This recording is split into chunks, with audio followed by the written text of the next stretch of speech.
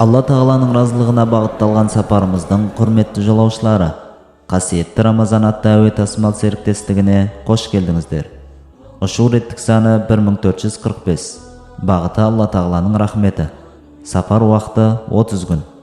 Сапарымыз 2024 жылдың 3 айының 11 күні басталып, 2024 жылдың 4 айының 10 күні аяқталады. Күнделікті ұшу уақыты шамамен 13-14 сағатқа созылады. Ұшу барысында құрамында күнә қоспасы болған кез келген тағам мен ішімдікті қолдануға тыйым салынады. Ардақты жолаушылардан иман мен тақуалық атты қауіпсіздік белдігін дұрыстап тағуларыңызды өтінеміз. Сапарға басшылық етуші Құран Кәрім. Барлық періштелер сапарларыңыздың сәтті болуына тілектестік білдіреді. Сапар барысында сабыр мен тақуалықты өзіңізге жолдас қылыңыз. Сапар тәртібін ұқыптылықпен